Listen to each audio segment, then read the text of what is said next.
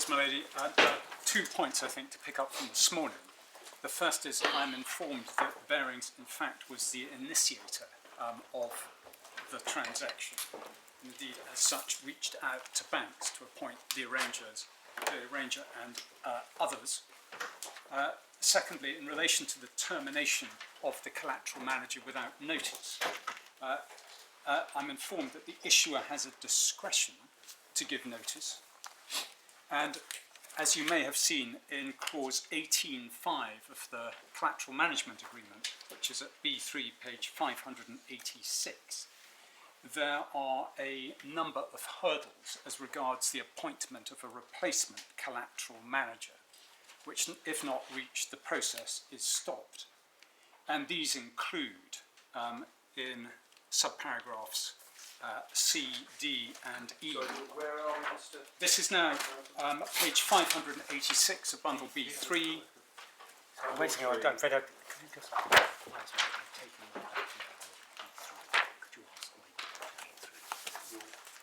File B3. I took it to my room. Thank you. It's also A, page 182. Thank you. My lady. Oh, right, A. Lovely, well I'll do that. I got Wait, A182. 18.5. Yes. Sorry, B3. 586. It's just to show you, this deals with, first of all, in 18.5, it says no termination, resignation or removal of the collateral manager shall be effective until the date on which, and relevant ones for these purposes may include C, D and E. Notiholders are notified, not reasonably objected to by a majority of the outstanding principal amount of the senior debt, and the appointment of the successor collateral manager is not reasonably objected to by holders of a majority of the outstanding principal of the Class F secured income notes. But otherwise, it's for the directors of the issuer to make the call, and indeed... It's a very odd, I mean, you may be right, Mr. Relton, I don't know, but it's a very odd concept that the obvious reason for terminating without notice is the collateral manager is underperforming, and yet, on this hypothesis, if as it were, the business picks up, he'll get paid a termination amount in perpetuity until the end of the day. Well, for having underperformed. my Lord, indeed, although if there's a termination with cause, which is dealt with in 18.3, then of course it's different. But I understand the purpose for the termination without cause is really to deal with situations which don't arise under the other provisions, which indeed haven't been foreseen. But with those 2 points picked up, could I go to the fourth heading in the list of 6? Yeah. Because the next matter relied upon by the Chancellor as supporting his construction was what he referred to as the way in which the secured income threshold, the SIT, was to be applied in the context of the incentive fee. And income threshold is applied in the as to how it's to be applied in the context of the ICMF, the incentive fee. And my Lord, going back to the definition of ICMF at bundle B3, page 697, this relates in particular, as my Lords and my Lady will recall, to the last 3 lines, the proviso in the definition, and the words in brackets, after taking account of the interest to be paid to the Class F Noteholders on that payment date.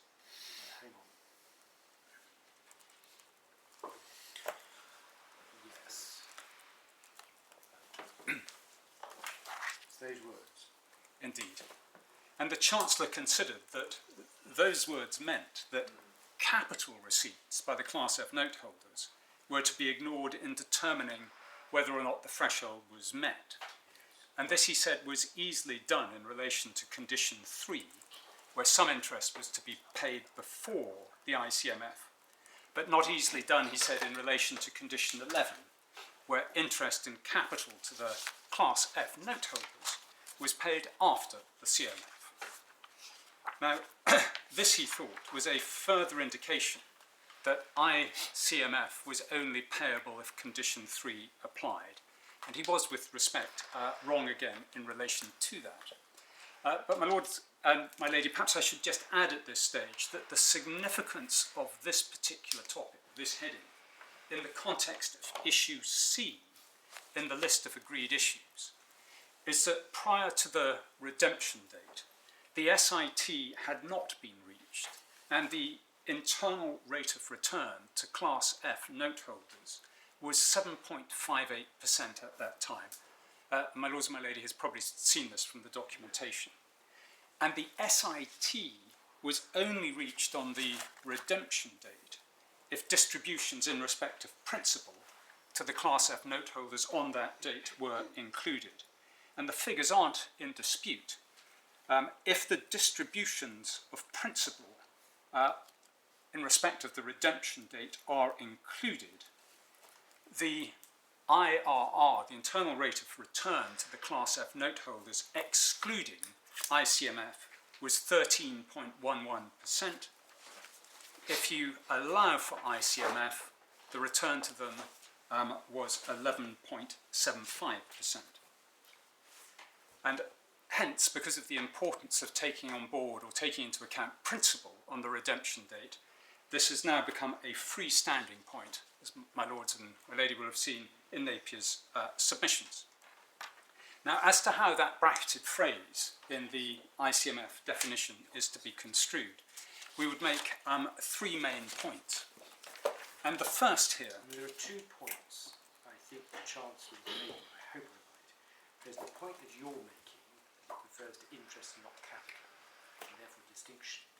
The other point I think he was making was the words "on that payment date." Yes, indeed. Now, I will, That was another point he was making. and if I may, I'll pick up both. But the starting point, and the first point we would suggest, is necessarily the definition of secured income threshold. That's at page 675 of bundle B3. Is this your first copy of your 3 points? Yes, it is.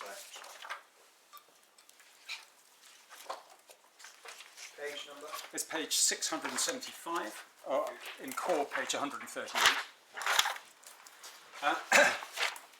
And It's B3, no? yes, indeed. SIT. 675. Oh, this is right at the top. Right At the top, yeah. Okay. And as my lords and my lady will have seen, this identifies the threshold as opposed to whether it's been reached on any particular payment date. But in the ordinary course of things, we would suggest that it would be expected that items which count towards the threshold will equally be taken into account in determining whether or not the threshold has been reached at any particular payment date. Otherwise, you've got an imbalance or disconnect within the test. Or if it's put another way, if the metrics for identifying the threshold aren't also used for seeing if it is satisfied, something has probably gone wrong somewhere. But what the definition seeks to do, as you can see from the wording, is to identify on any relevant payment date, and just to note there, that's not limited in any way, so it includes redemption dates.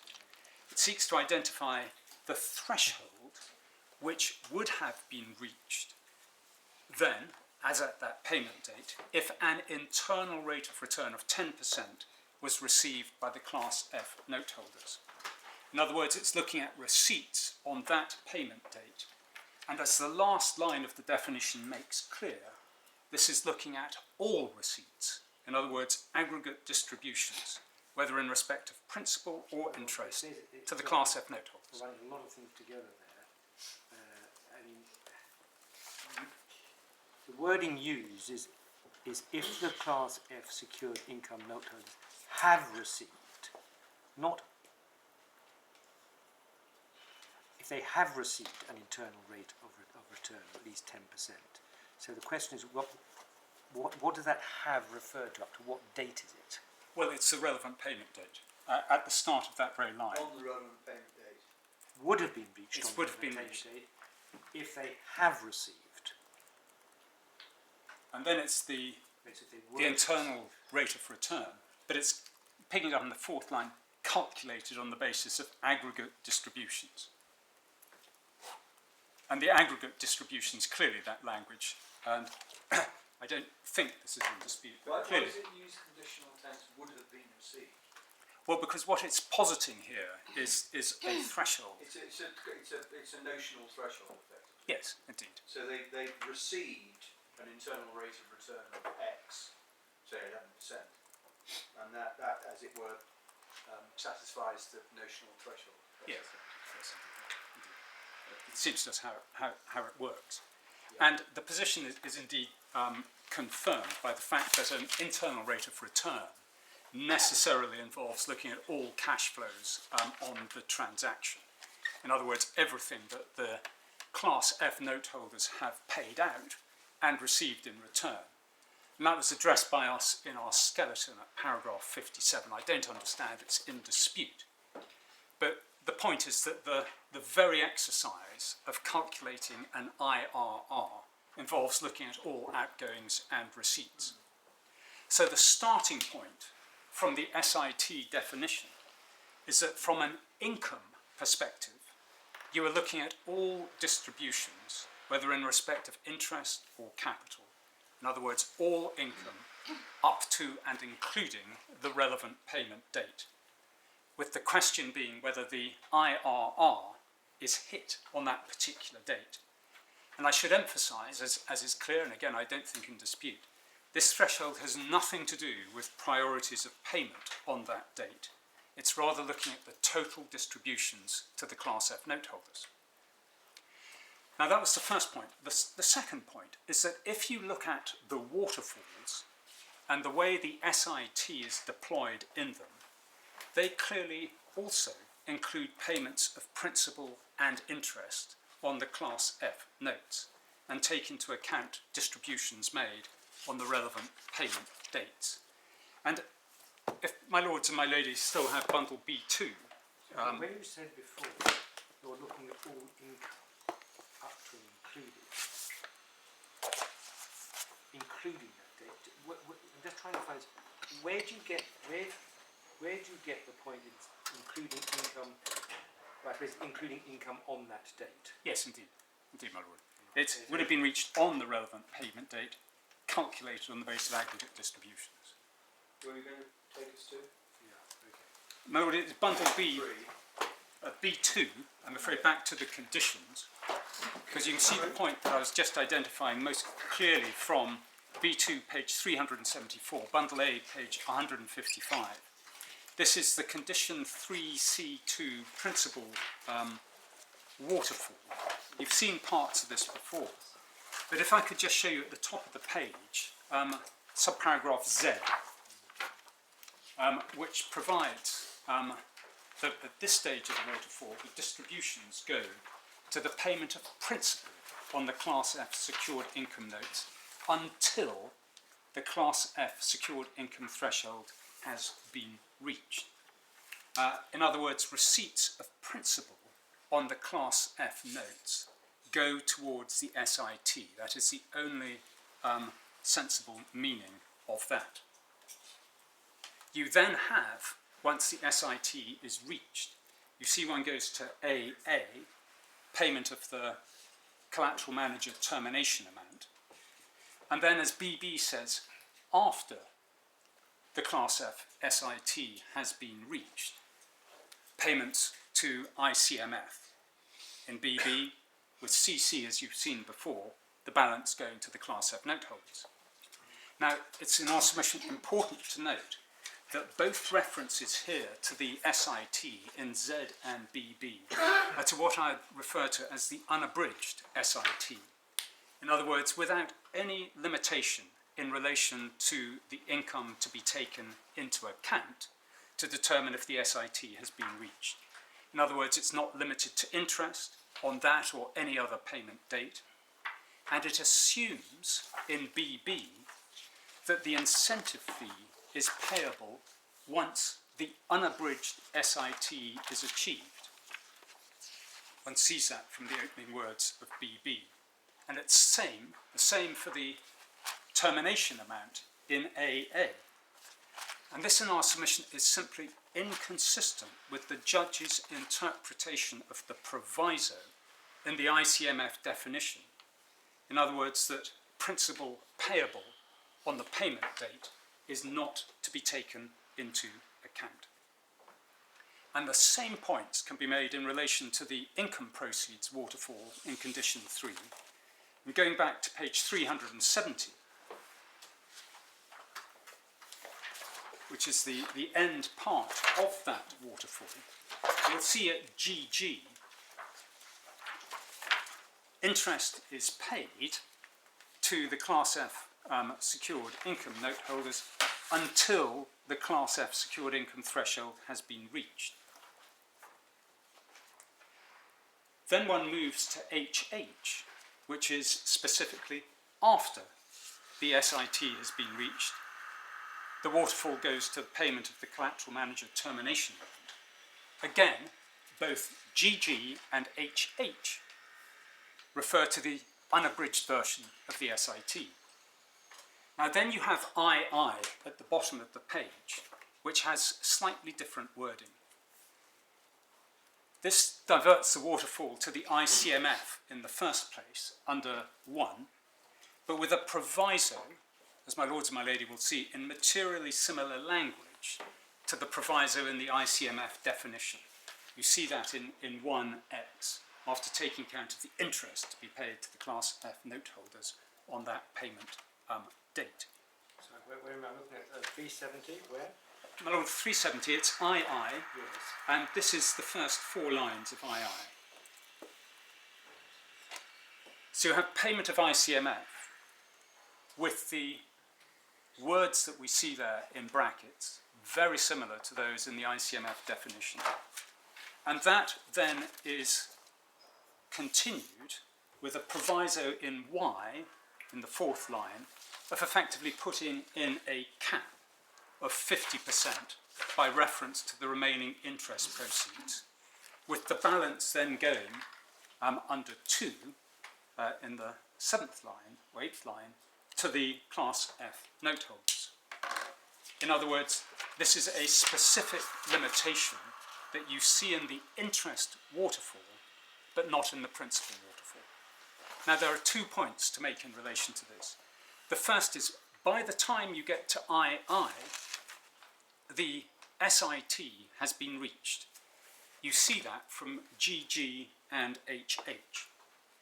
And it would, in our submission, be very odd to be introducing in II a different criteria for determining if the threshold has been met or not, particularly when these criteria are not in HH, which is addressing the economically equivalent commercial collateral manager termination amount. And the second point is that in our submission it's fairly obvious from the context that what the phrase at the start of II is looking at is interest to be paid to the Class F note holders under the rest of II. Interest payable to them under GG is already taken into account in seeing if the SIT is reached. That follows from the definition of SIT which we've looked at, that is anyway put beyond doubt by the opening words of GG until the secured income threshold has been reached. That only makes sense if the interest in GG is to count towards that threshold. But in relation to II, where some interest is being paid after the ICMF, and the ICMF is subject to a cap of 50% of the remaining interest proceeds, one can understand why, for clarity only, the phrase was included in those in the 2nd and 3rd lines of II and in the terms it was. In other words, it's referring to interest to be paid on the payment date, language which seems to be targeting the rest of II, not GG. Now, of course, as is often the case with language that is included for clarity, it is unnecessary. But if that is the explanation for it, which to us it seems to be, it would also explain why there's no similar language included in HH, dealing with the termination amount, or in the principal proceeds waterfall at BB, which we looked at a moment ago. Now, before leaving the waterfalls and going back to the ICMF definition itself, I should touch also on condition 11, which is at page 403 of this bundle, or core page 176. Which page here? Page 403, which of course, as my lords and my lady have seen, has no express reference to the SIT in any of its sub-paragraphs. But the reason for that in our submission is simple. The waterfalls are dealing with priorities of payment, not any liability to pay.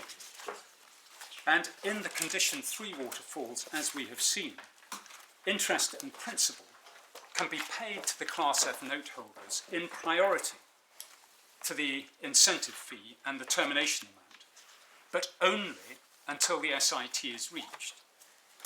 Hence the need to provide for payments to them in that waterfall until the SIT is reached, and for subsequent payments to be after the SIT is reached. But in the condition 11 waterfall, nothing is payable to the Class F noteholders until after any incentive fee and termination amount. In other words, there's no need for a diversion of the waterfall once the SIT is reached. Whether an incentive fee or a termination amount is payable will depend on their own definitions. And I should address here also the Chancellor's point picked up by my Lord earlier in the last sentence of his judgment in paragraph 42, which is effectively the point that the condition 11 waterfall doesn't work if SIT is only reached as a result of terminal interest and capital distributions under subparagraphs V or W. In other words, after the incentive fee in U, which we see on page 403.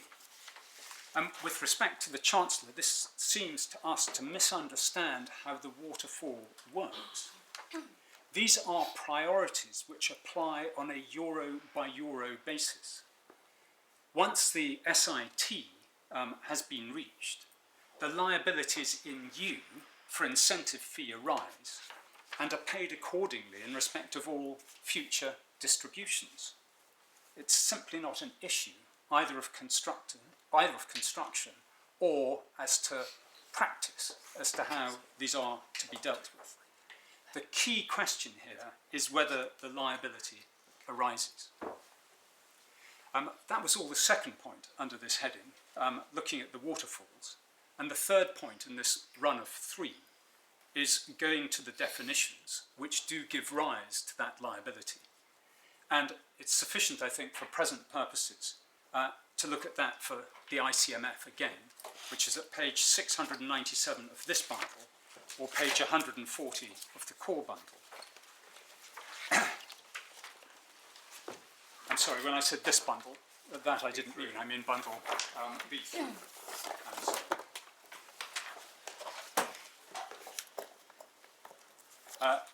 All in familiar terms, as we have looked at it on a number of occasions. But the first, and I would suggest obvious comment, is that as we have seen, interest is payable to the Class F noteholders under condition 11W. The proviso in the definition, even if limiting relevant income to interest, simply cannot be used to support the thesis that the incentive fee is only payable if condition 3 is engaged. This language indeed is inconsistent with that position. But the central question here... Why? Well, my lord, because if you're looking at the condition 11 waterfall, which provides for the payment of interest, and you're looking at these last words of the definition that say, taking into account interest to be paid to the Class F noteholders, and interest is to be paid under condition 11. This is a direction, if interpreted by the judge, to take into account interest that's payable under condition 11.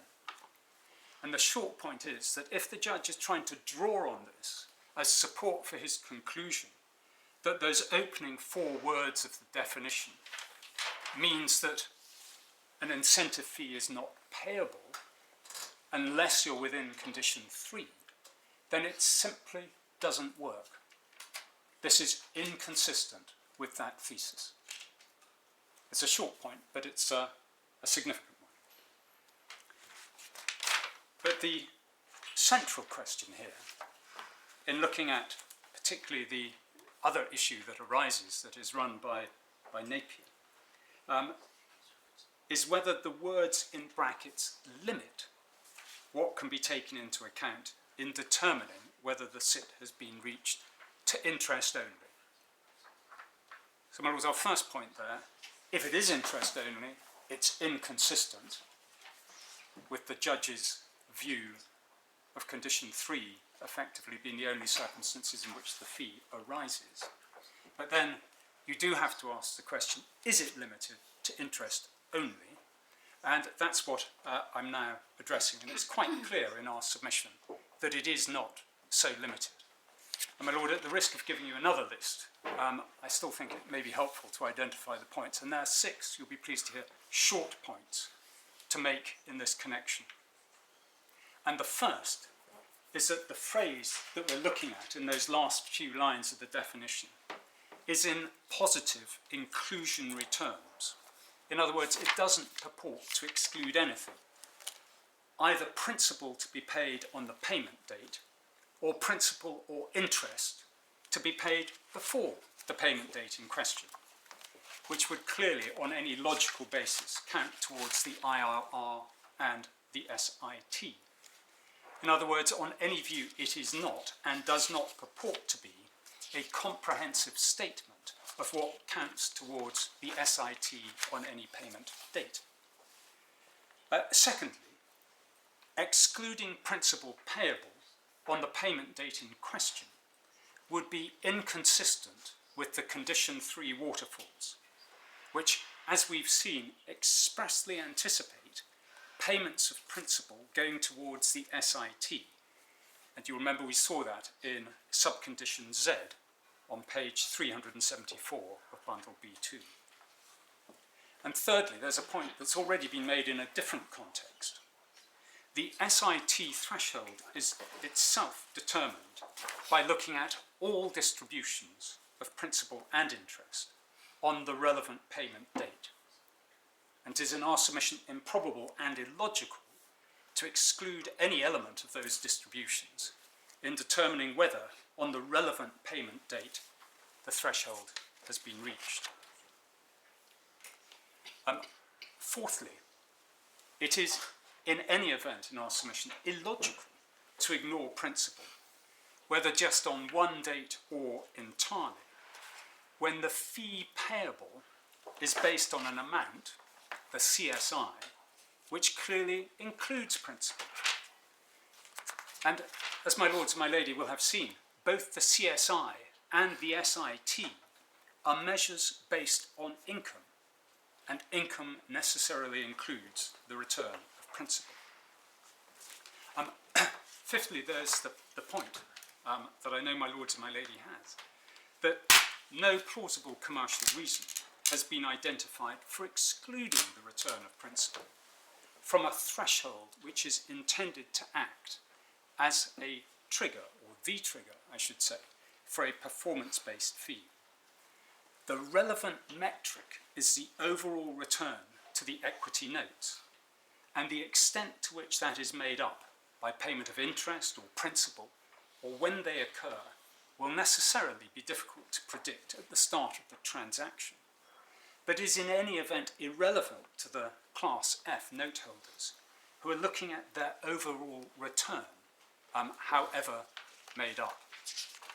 Now, the sixth and final point in this run is that the examination of the waterfalls, which I've sought to go through just now, shows that the offending phrase in brackets at the end of the definition on page 697 may well have had its origins in subcondition II of the 3C interest waterfall, where it could only, in our submission, have been inserted out of a sense of need to give clarity. It's unnecessary, but that, it seems to us, is its likely explanation in the ICMF and the termination amount definition. An infelicity not unknown in documentation of this sort, but not a reason in our submission to give the phrase a meaning it could not have been intended to bear. And also, my lord, those were my submissions in relation to heading 4. Heading 5 concerns the redemption threshold amount. And my lords, my lady, perhaps the starting point here is to show you the definition of this in condition 7b2 of the notes. That is at bundle B2, page 392. And as you will recall, the Chancellor found, or held, that this point raised by Napier gave support to Napier's arguments and his own conclusions, but without being conclusive. In our submission, the Chancellor was again wrong on this, and this condition, properly understood, in fact supports our position. It starts at the foot of page 392, bundle B2, or core bundle page 170. And one sees that it's following receipt of a confirmation from the registrar of receipt of a direction or consent as applicable from the requisite percentage of Class F secured income note holders. And then perhaps if I can just skip some wording, the collateral administrator shall, as soon as practical, and in any event not later than 15 business days prior to the scheduled redemption date, calculate the redemption threshold amount, which amount shall be the aggregate of the amounts which would be due and payable on redemption of the notes on the scheduled redemption date, and all other amounts which, pursuant to condition 11, rank in priority to payments in respect of the Class F notes. And then by the second paragraph, one sees the qualification in relation to that. The notes shall not be optionally redeemed, pursuant to the above provisions, unless at least 5 business days before the scheduled redemption date, the collateral manager shall have furnished to the trustee evidence in form satisfactory to the trustee that the collateral manager has entered into a binding agreement or agreements with certain specified financial institutions to purchase, not later than the second business day immediately preceding the scheduled redemption date, in immediately available funds, all or part of the collateral debt securities, at least equal to the amount, together with all cash available to the issuer, notified by the collateral administrator as being the redemption threshold amount. So that's the provision. And the main point taken by Napier in this connection was that if the incentive fee were payable on the redemption date, it would need to be calculated in advance, and that wasn't possible. Now, the point was bound up with submissions as to how the SIT could not be reached under condition 11, which I've already addressed. But at root, the point here was a simple one, that the redemption threshold amount calculation was impossible because the incentive fee could not be calculated in advance of it being actually paid. And the reason why the judge found it supportive but not conclusive was because, as he said, if ICMF were otherwise payable, an estimate of it could presumably be made for the purposes of the calculation. Now, there are 4 points to make in this connection. The first, which I think is obvious from the wording, that the clear purpose of the RTA calculation is to see whether there will, on the proposed redemption date, be sufficient settled and cash funds to pay off all liabilities which are prior to the Class F notes in the condition 11 waterfall. In other words, it's looking at effectively available cash prior to the redemption date. Now, secondly, in doing the calculation, it is obvious that the final quantum of certain prior amounts will not be known before the redemption date, and estimates will have to be made in respect of them. I mean, one example from condition 11 would be subparagraph C, which deals with administrative expenses. I won't take you to the definition now, but those are defined very widely and are likely to accrue on a continuing basis up to the redemption date. And there is also, under subcondition P, provision for the payment of base collateral management fee, which is a fee, as my lords and my lady has seen, that is payable in arrears. It turns, as one sees from the definition at B3, page 664, probably not necessary to turn it up, but it turns on the daily weighted average aggregate of principal balances in the due period. In other words, in the period from the last payment date up to the business day immediately before the redemption date. And in that period, the principal balances will necessarily change.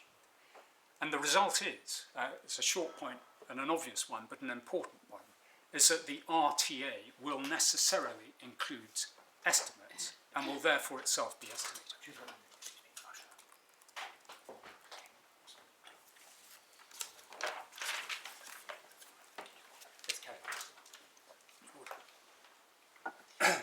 So the RTA will include estimated amounts. Yes, and will therefore necessarily itself be an estimated amount.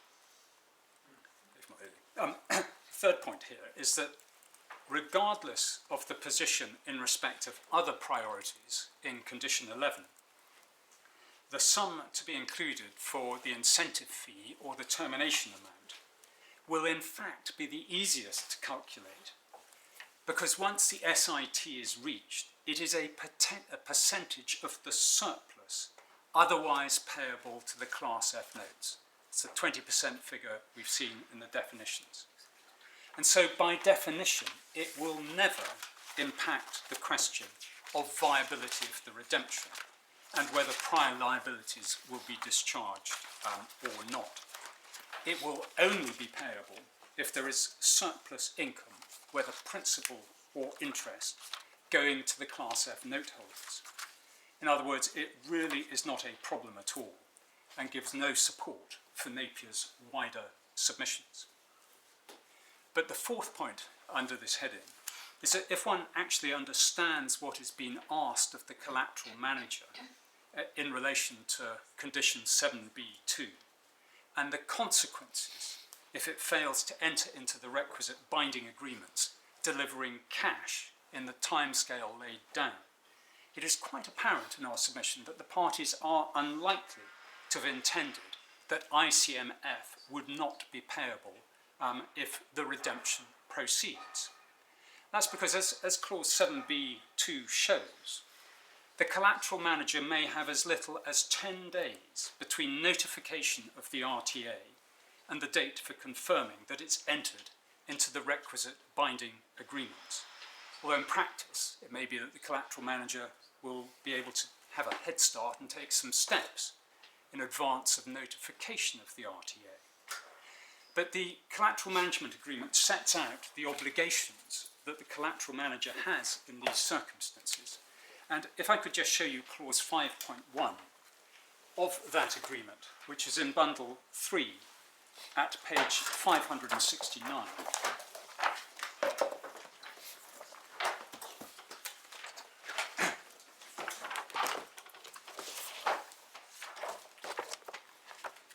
Page 569 of bundle B3, and it's clause 5.1a sets out what needs to be done by the collateral manager following receipt of notification. And this is on optional redemption. Picking up in the third line, that the collateral manager shall use all reasonable efforts to enter into a binding agreement or agreements at least 5 business days before the scheduled redemption date. Then it mirrors the creditworthiness positions we've seen in the notes, in the conditions. to purchase not later than the second business day immediately preceding it, all or part of the collateralised debt securities, and dropping down a few lines, if, after all, using all reasonable efforts, the collateral manager has been unable to enter into such binding agreements within the time permitted, it shall notify the issuer that it's unable to do so. In other words, what it is faced with is an obligation to use reasonable endeavours to enter into the requisite agreements for what will be a variety of collateral debt securities, probably around about 100 at any given time, with a number of different counterparties, with very short settlement periods. Now, it obviously will require a considerable amount of skill and expertise to achieve, but it is, and this is the important point, it's a process that will fail for Condition 7 purposes if binding agreements are only entered into for, say, 90% of the RTA. And it will fail even if the proposed purchasers of the remaining 10% have the requisite credit standing. But, for example, they need longer to do their KYC checks, or need a longer settlement period, or insist on the market standard of 30 days. Now, my lords, my lady, if that were to happen, the optional redemption would be pulled under Condition 7b(2), but the binding agreements made will necessarily proceed, and the proceeds would flow through the Condition 3 waterfalls, on which an ICMF would be payable if the thresholds were otherwise met.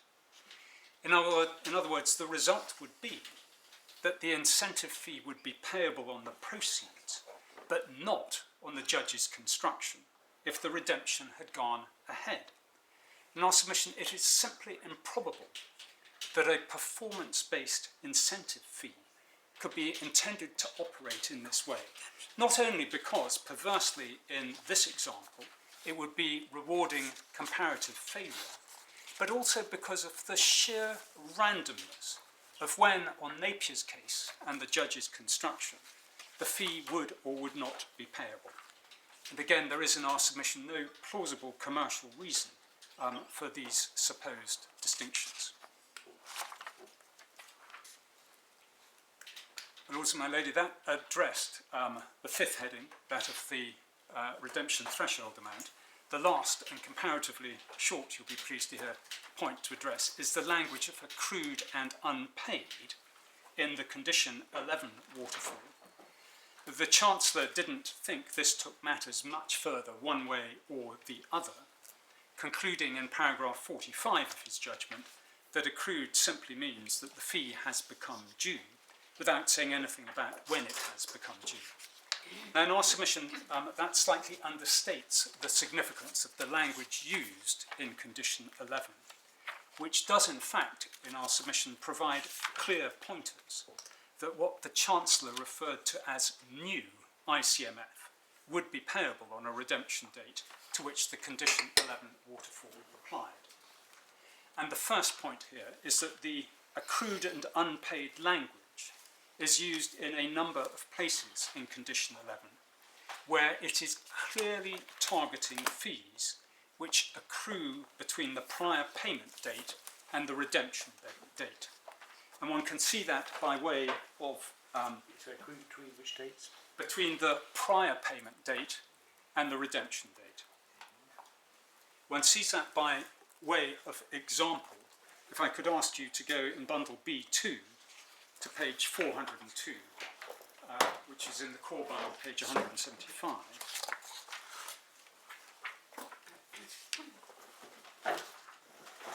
And this is Condition 11. Subcondition B addresses the payment of accrued and unpaid trustees' fees and security trustees' fees. Indeed, it uses the same language in Condition 3. Now, these fees are payable up to the payment of the redemption monies and will clearly encompass fees accruing between the prior payment date and the redemption date. And it is simply, in our submission, inconceivable that the parties would have intended the trustee to be out of pocket on the redemption date. Another example would be Condition E on the same page. accrued and unpaid replacement collateral management fee. We've already seen this in a different context, but that provides through its definition, I think not necessary to turn up now, but it's at page 581 of Bundle B3. That provides for that fee to be payable on each payment date. In other words, it's another fee that is paid quarterly in arrears. And its quantification, you'll remember, is looking at the balances due at the start of the relevant due period, immediately before the relevant payment date. In other words, it is looking at a fee in respect of the period from the last payment date to the redemption date. And again, in our submission, it cannot be intended that that would not be paid on a redemption date, or that it would not be a liability recognised in the condition 11 Waterfall. There is no language to exclude it anyway, and so our submission, accrued and unpaid, must include it, and it simply cannot be contemplated that there would be liabilities left unpaid if there are funds otherwise available to meet them. Now, the second point here, a brief one and the last one, is that although the language used varies in condition 11, and if you still have it open, you'll see in H on page 403, there's a reference to interest due and payable. And if one goes back to 402 in A, Interest due and payable is where on 4? right at the top, I'm sorry, in H, right at the top, but it appears in various other conditions, subconditions, dealing with interest as well. And if one goes back a page to A and the payment of taxes, that's simply referred to as payment of taxes owing by the issuer, accrued in respect of the current tax year. And the difference in language does not indicate that accrued and unpaid is looking at historic or deferred fees only. And this is particularly so when one looks at T, which is on page 403. In other words, the termination amount, Collateral Manager termination amount entry, which simply refers to the payment of any CMTA. And it is clearly just asking there if any CMTA is payable, including in respect of the redemption. And for all the reasons I previously sought to give, would in our submission be a nonsense if new CMTA, as the judge referred to it as, was payable on the redemption date, but not new ICMF. So while we don't dispute the judge's view that accrued means has become due, there are some clear pointers we would suggest in condition 11, that accrued includes, and condition 11 anticipates the payment of, fees which become due on the redemption date. And my lords and my ladies, pulling these various strands together, and I'm sorry that I've taken perhaps longer than you would have liked to go through some of the arguments, but we would suggest that when one stands back and pulls them together, it's clear that the complex documentation has not been perfectly drafted, and there are, as would be expected, and indeed envisaged by Lord Collins and Sigma, ambiguities, infelicities, and inconsistencies in the language used. But the court's task, of course, is to look at that language, to refrain, as Sigma tells us, from an over-literal interpretation, and to follow the iterative process of checking the rival meanings against other provisions, investigating the commercial consequences of each, and then adopting, as Lord Clark has told us, in cases of doubt, the interpretation which is most consistent with business common sense. And my lords and my lady, if that approach is followed, it's in our submission clear that the Chancellor's conclusions are wrong, and his answer to the 4 live issues, issues A to D, should be replaced with those set out in paragraph 22 of our opening written submissions. My lord and my ladies, if there are no other matters you would like me to address now, No, I don't. We're very grateful to Mr.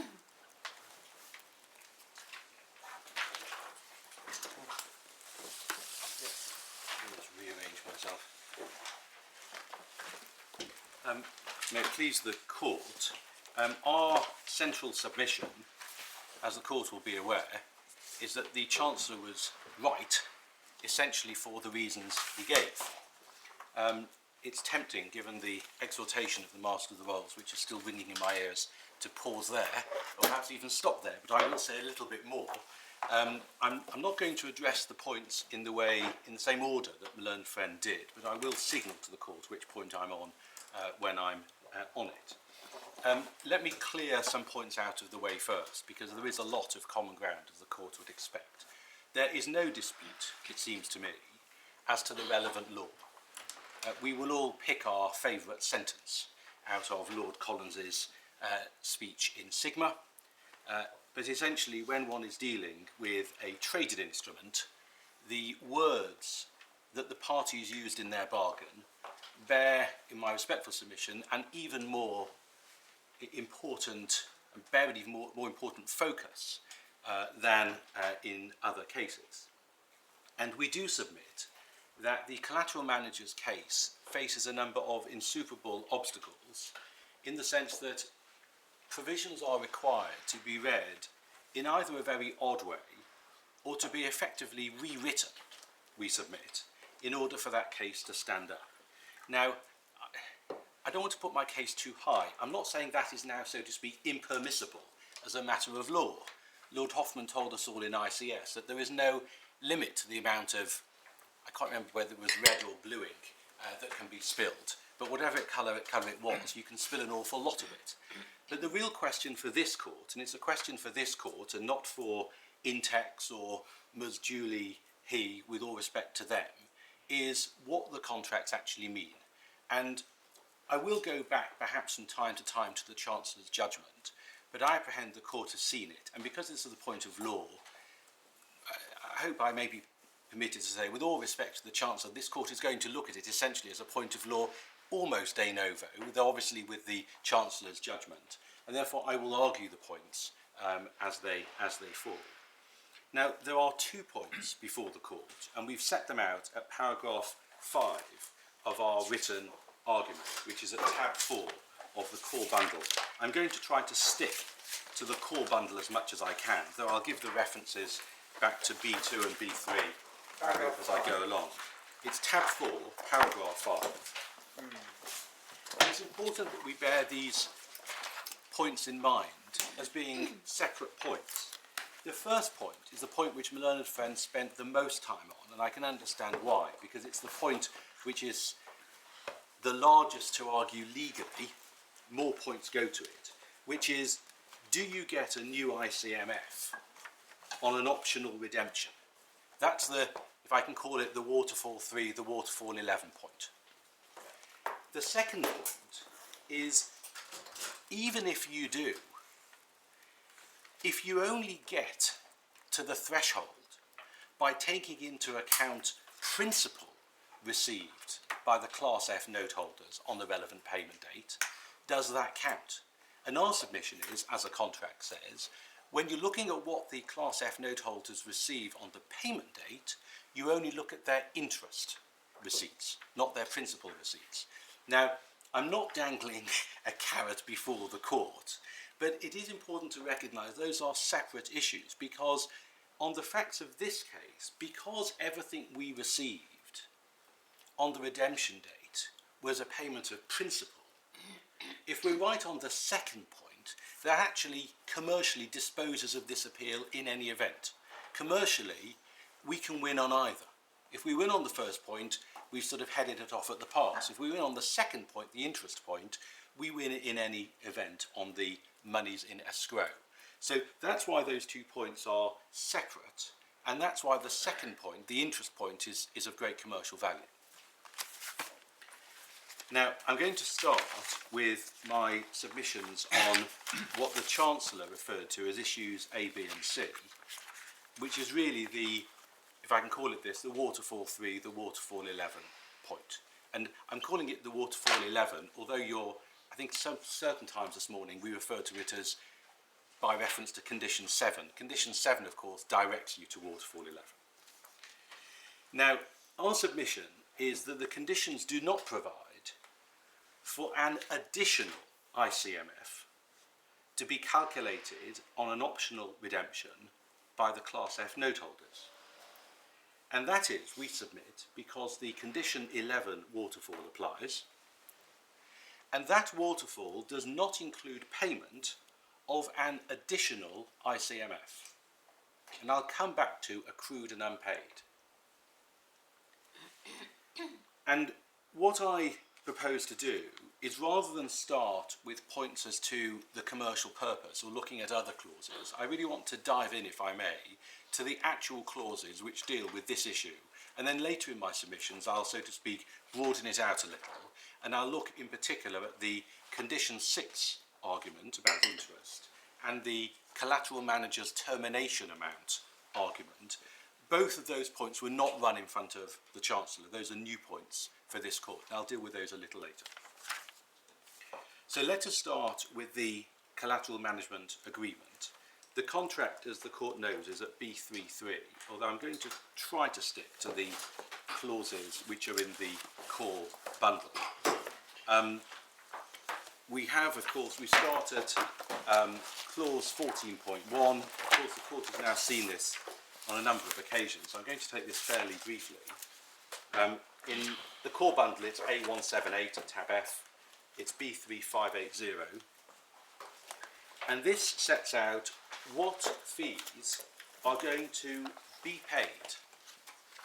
Now, when we look at 14.1, it's the collateral manager shall be paid the following amounts on each payment date, subject to 4D, and then and in accordance with the priorities of payment.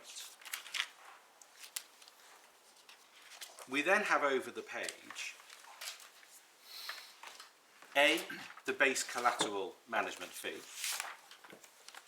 which, as the Chancellor pointed out, is set in terms to be payable, is payable on such payment date, third line, and the ICMF in B, to which there is no such language attached. So clause 14.1 in my respectful submission tells you that there is such a beast as an ICMF. It does not tell you what the ICMF is, nor does it tell you when it is payable.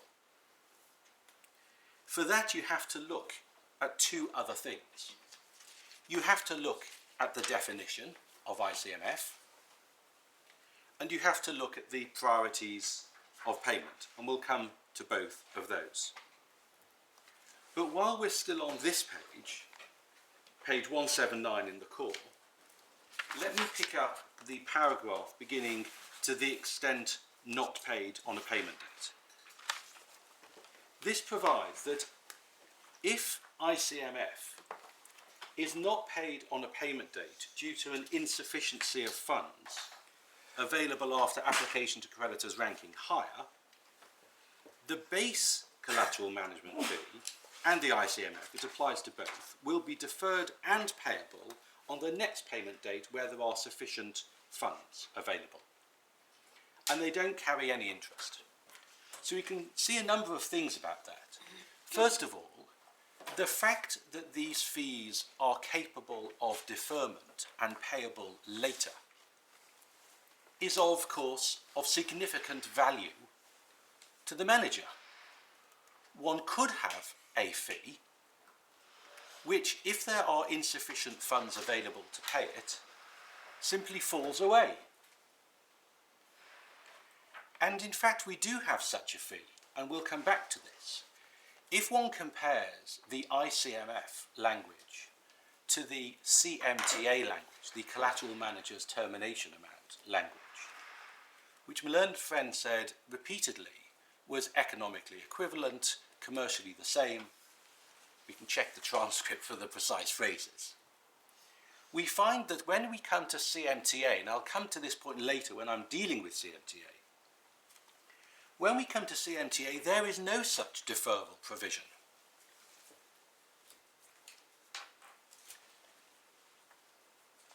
That, of course, in my respectful submission, means that the CMTA is not capable of deferment, not only because there is no deferral provision, but given that it appears in a contract where the draftsperson has turned his or her mind to deferral provisions with ICMF, the absence of it with CMTA is relevant. So just to put a marker down, ICMF does not equal CMTA. They're different. And insofar, therefore, as my learned friend seeks to draw an analogy between ICMF and CMTA, as I think Lord Justice Stanley Burnton once pointed out to me when I was seeking to draw an analogy, he said the problem with an analogy is that they're different. This is different, and it's materially different because the absence of a deferral provision means that the fee has a different commercial value. So coming back to ICMF and the base collateral management fee, we see that they're deferred and payable. That is valuable to the manager. We see that the parties have turned their minds to whether that deferral should carry interest. And again, one could, so to speak, look at the commercial arguments both ways. The manager might say, well, I should have got it 4 quarters ago, and I'm only getting it now, so I should have some interest. And the other argument will be, well, why should you? And the answer is, there's no interest. Now, let me just pick this point up. It wouldn't be right to think that the reason why there is no interest is because the reason why the ICMF or the base collateral management fee was not paid was because there was no money. As we saw, and we'll come back to it, when we looked at the condition 3 interest waterfall, when you come to pay ICMF, there's a cap. We'll have a debate between us as to whether the 50% applies, including the amount of interest it takes you to get to the threshold, or only thereafter. But for present purposes, it doesn't matter. There is a cap. In other words, you can have a situation where the ICMF is not paid, or not paid in full, and yet there is money which goes on to pay the Class F Noteholders thereafter. So that, in my respectful submission, adds force to what we see as a commercial bargain, and we'll see these all over these contracts, the commercial bargain between the parties as to whether the, for example, the deferred amount carries interest. Why, and let me just pick this point up now as well, why might it be that there is unpaid ICMF? And this requires us to think very carefully about what we mean by the 20% above the threshold. And this is the point which, again, I'll come back to, but perhaps I can just touch on it now. The way it works, and I anticipate this is common ground, is that the Class F Noteholders have to receive a return of 10% IRR before the ICMF is payable. The way IRR works, if I can take this as an abstract, is that the longer it takes you to get there, the more you're going to have to hit the target, if the court is with me, because it's annualised. So if for example, the IRR is not reached until 5 years, let's say we start off with 52 million. To get an IRR, it's not always the case that you're going to have to get to 58 or 59 million. You might have to get to a higher sum if the period is longer. But for present purposes, that's a detail. The critical point for present purposes is this. The 20% that's payable is not the 20% from, let me just take these figures, 52, and then the IRR is 58. It's not 20% above 58. Once you get to 58, it's 20% from 52. In other words, it's 20% of what you've made after you've got your principal back. The manager doesn't get anything until we've got an IRR of 10. But once we've got an IRR of 10, it's 20% of the whole shebang above the principal amount. Now, I don't anticipate any of that is controversial, but it explains why. So once you get the IRR of 10%, sorry, it's it's then 20, it's then 20% 20% of of what? above your principal return. So the principal return is 52 million, Yeah, because they've got 52 million in notes. yeah, So your point is, taking that example, that the 20% is only payable on the, as it were, the top up above the 52 million. yeah. What I was querying was your reference to the principal return. So the return of the principal, I probably should have said. Exactly. Forgive me. You're talking about the return on the value of the notes, the face value of the notes. Yes, exactly. Yes, essentially, yes, yeah. The equity tranche, which is represented by the Class F, and just, you know, we are all familiar, and there can be a danger at times of slipping into this in the submissions in this case. There can be a danger of thinking that what we're talking about is, so to speak, a profit share, which you might find, I don't want to give evidence, you might find a sort of hedge fund contract. You know, once you get a return of X, above that, we'll split it, 20/80, or whatever it is. This isn't that. This is, until you've got X, we don't get anything for ICMF. But once you've got there, we get 20% from the base. Now that's important, and it's important because Well, that's why it says 20% of the cumulative subordinate income in excess of the principal amount of the Class F. with respect, my Lord is right, exactly. And I will be coming back to that, obviously. But it's important because I'm still on the point at the moment, I hope I'm still on the point at the moment, of this paragraph in 14.1 about deferral of ICMF. And I'm trying to make the submission as to why this is a valuable right. And one of the reasons it's a valuable right is that ICMF can actually be quite a lot of money. Because depending on when the threshold is reached, you then trigger a right of ICMF going back to everything that's been received above the principal value of the Class F notes. And that's why this deferral right is valuable, and why you may well have deferrals of ICMF, even if in the condition 3 waterfall, you're actually going on to the next level of giving a little more money to the Class F note holders because of that 50% point. And we'll come back to that. Now, Malena's friend's case, so far as we see it, appears to rest quite a lot on really the first line of clause 14.1. The collateral manager shall be paid the following amounts on each payment date. Now, that does not mean, in my respectful submission, that the collateral manager is always entitled to an ICMF on every payment date, and I accept a payment date includes a redemption date. The waterfalls themselves, because of the words "and in condition with a priority to payment," the waterfalls themselves provide that sometimes not all ICMF is in fact paid on the payment date. And that applies even though, as I've said, there actually are funds available, so to speak, which could otherwise be used to pay it because of the 50% cap. So that's important when we're looking at everything else, and that's where we start at clause 14.1. The court will note the next paragraph about the collateral manager being replaced pursuant to clause 18. I'll come back to that when I'm making my submissions on the CMTA point. I'm not sure that. I'm not sure the point gets you. Which one? Say, well, they may not even get on every payment date. I mean, what does that prove? Okay, so they don't get them on every payment date. I don't see how logically it's connected to the particular issue we've got.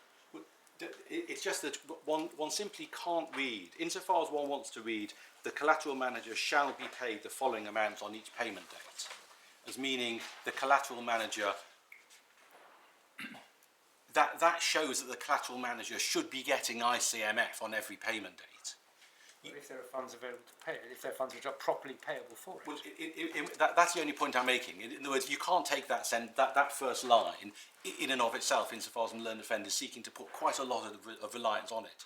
And certainly, it seemed to us that quite a lot weight was placed on that line. You obviously, even if I was only looking at 14.1 and not anywhere else, when it says shall be paid the following amount on each payment bill, and it then just says the ICMF, and then the paragraph that follows makes it clear that in fact, if there isn't enough money there, you shan't be paid. Precisely. It'll be deferred. Precisely. It's Exactly. a circular argument, and what it demonstrates is you can't just pluck one word out of the air and place too much reliance on it. If I can just stand back just for 30 seconds, this case is another example of a case where ultimately what one has to do is to look at all the relevant clauses in their context and decide, so to speak, where is the weight of the argument? I think, I'm not sure where that gets, that's not difficult, but I mean, I think that's exactly what Mr. Railton says. He says the same thing. Well, as I said, I don't think there's anything between us on the principle. We obviously differ on where we get to. But I think on the approach, we do agree. Now, having looked at 14.1, let me now turn to a couple of the definitions. And the first definition I'll invite the court's attention to, and of course the court has seen this already, is the definition of ICMF. This is at page 140, behind tab A, 13A, in the core, and at 697. In bundle 3. Now, as I said, the commercial effect of this definition is that the ICMF is 20% of the cumulative subordinated income in excess of the principal amount of the Class F notes. And there are a number of points to pick up. First, and most obviously, the repeated reference to the Condition 3 waterfalls. The ICMF is payable in accordance with these Condition 3 waterfalls. There is no reference to any Condition 11 waterfall. And of course that's important because the definition of priorities of payment at page 144 in the core, we can just turn through for those who are using the core a couple of pages, tell you 715 in bundle 3 tell you that when you are dealing with an optional redemption under condition 7b, you are dealing with the condition 11 waterfall and not either of the condition 3 waterfalls.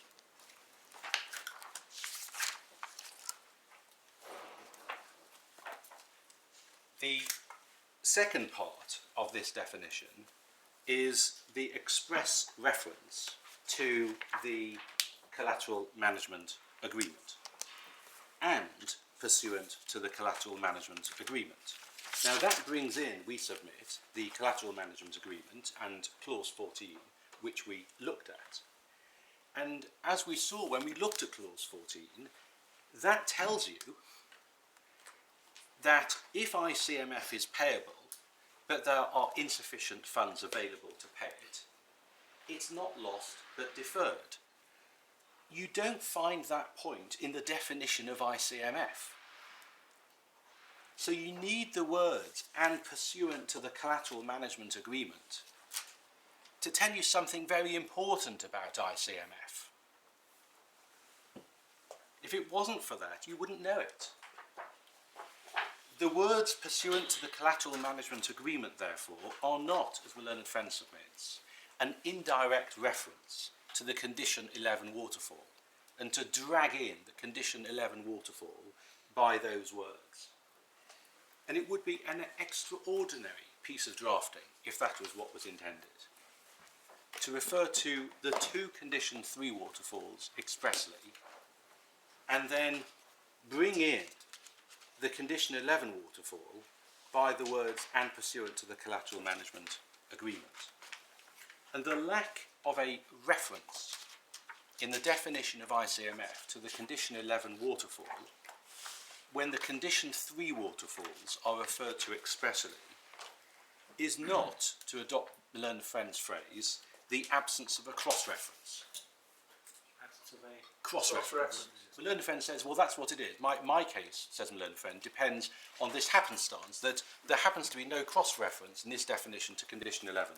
With respect, that is such a strange reading of the definition, as in my submission, to be an impermissible reading of the definition. And to look at it the other way round, nor can the repeated references to the condition 3 waterfalls in the ICMF definition be explained away as the, quotes, ordinary circumstances, quotes, in which ICMF is payable. Rather, as we submit, the wording is consistent with the contractual documentation generally. So those are my, so to speak, my submissions on the definition of ICMF for the point I'm on, which is the condition 3, condition 11 waterfalls. The court will appreciate I'll come back to this when I deal with the interest point. You would say that for Mr. Railton's argument to work, it would require the words to be written into the definition or in accordance with paragraph U of condition 11. Yes, absolutely. Something like that. Absolutely. You'd expect some sort of reference. Exactly.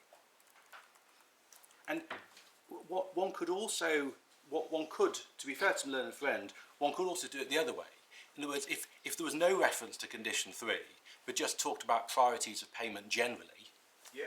that, so to speak, is, if I may say, the negative way of getting to the same point. In other words, if you're going to refer to waterfalls, refer to all of them. If you're not going to refer to waterfalls, don't refer to any of them.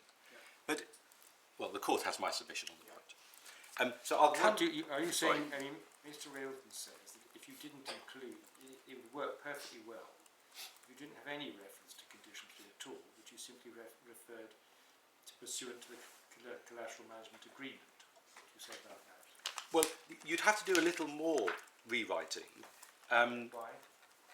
Because there are some other, when you deal with cumulative subordinate income, that also has a reference only to 3 and not to 11. And we'll come to that.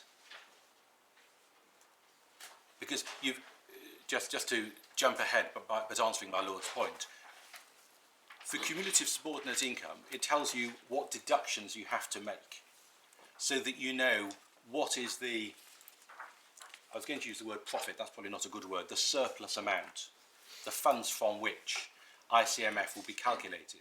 That also has only deductions from condition 3 waterfalls. So this is not a with one bound he was free point. In other words, if the ICMF definition alone had been different, the learned friend would be home and dry. There are other things he'd have to do as well, and the definition of cumulative subordinated income is another. There are also, and we'll come to this, differences in the way the condition 3 and condition 11 waterfalls work internally, which are not apt to the calculation of an additional ICMF when you're running the waterfall, but I'll come to that. But the short answer to my Lord's point is no, it wouldn't be enough. I probably should have just started and finished there.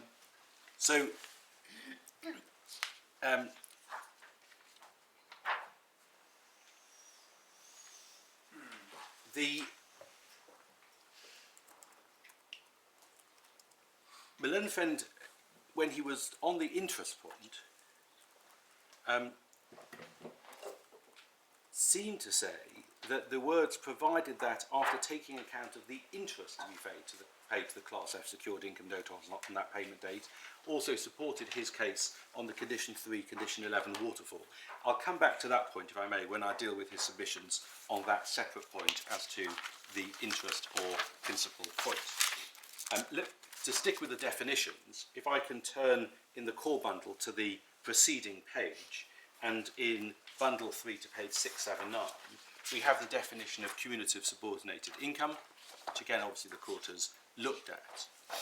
And this is an important definition because you see in the first line how this definition and the definition of ICMF are inextricably related, means in respect of incentive collateral management fee.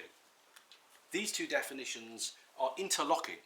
They work and have to be read together. This is the sum of various aggregate cumulative proceeds generated by the assets, whether in the nature of interest or principal, after taking account of various sums which are payable. So the proceeds which we're talking about can either be interest paid on the loans held by the issuer or principal proceeds when those loans are repaid. But what are the amounts which are deducted? The amounts which are deducted are the amounts which rank prior to the Class F Noteholders in the Condition 3 waterfalls. And just to make that point good, let us, if we can, for those who are using the core bundle, if we can keep, so to speak, one finger in this definition and turn through to tab B, where we find the Condition 3 waterfalls, because as the court has seen, it's only the Condition 3 waterfalls which are referred to here. In respect of the interest proceeds, what we are told to deduct, and we're starting with the interest waterfall on page 148 of the core and 367 of the main bundle. That's little I, application of interest proceeds on payment dates. This is the interest, Condition 3 interest waterfall. You have all of page 148 and 149 and 150. And what we are told to do is to go all the way down on 151 or 370 to FF. And we might want to put a little line after FF. So we deduct everything before, and you see at GG, Class F stop to get some which money. page are we on? A what? A151. This is all part of the interest waterfall, and you're told to deduct everything until and including FF. So in other words, we deduct everything until we get to the first point in the waterfall where the Class F Noteholders receive €1. We see the same thing in the Condition 3 waterfall for principal. If we turn through, we see that begins at page 152 of the core, and at page 154 we're still in the same waterfall. After Y we could put the same little line at the bottom of the page, 373 in the main document, the main bundle, and at Z that's again the first time the Class F Noteholders receive €1. So the way it works is that cumulative subordinated income means, in respect of ICMF, the sum of the aggregate cumulative remaining interest proceeds after taking into account, square brackets, everything that's payable before the Class F Noteholders receive €1, and the aggregate cumulative remaining principal proceeds after taking into account, square brackets, everything payable until the Class F Noteholders receive €1 of principal. And all of this, in my respectful submission, is consistent with the definition of ICMF and works fine. But this gives rise, in my submission, to two problems for the collateral manager. The first is, how does a collateral manager get to a situation where ICMF is payable when Condition 11 waterfall applies, given that the definition of ICMF only refers to Condition 3 waterfalls? That's a first problem. The second problem is, if the Condition 11 waterfall applies, as per the collateral manager's submission, on the face of the language of the contract, ICMF would be calculated on all amounts which are available to be paid under that waterfall, because there would be no deductions. The only deductions are specifically from Condition 3 waterfall. And the court will obviously appreciate that those deductions are rather important. If you don't make the deductions, you're calculating ICMF on the entire amount, On the gross, so to speak, it gross. then becomes cumulative gross income. It would be enormous. It would be absolutely enormous. I mean, And your part of your point is that because they're interlocking definitions, they both refer to the Condition 3 waterfall in the case of the cumulative subordinated income, in order to demonstrate what deductions have been to be made in order to calculate the subordinated income. exactly. And if, as you say, if one takes the Condition 11 position, it could only be a gross position because there's no means of calculating the deductions. But Lord, with respect, yes. To put it another way, it wouldn't be subordinated. No. So the collateral manager's case, therefore, requires two things to be done to meet those 2 points. First of all, a reference to the Condition 11 waterfall has to be read into the ICMF definition, even though it's not there. And a reference to deductions under Condition 11 has to be read into the cumulative subordinated income definition, although it's not there. And there is no wording in our submission to justify either reading. And that's why, on a number of occasions, both in this court and below, submissions are made on the lines of, well, it would seem very odd, X, Y, Z, or it seems rather unfair, A, B, C.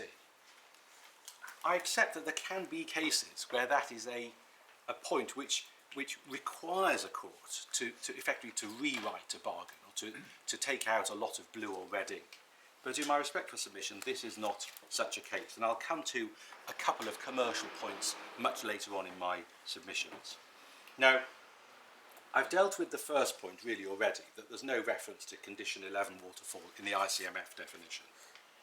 But as to the second point, that there's no reference in the cumulative subordinated income definition to deductions under Condition 11, as I've submitted, this presents a real problem for the collateral manager. And the answer to this is in paragraph 54 of Learned Friend's written argument, which he repeated orally this morning. And it's essentially this, that to pick up the way it's put in 54 subparagraph 1, tab 2, internal page 18,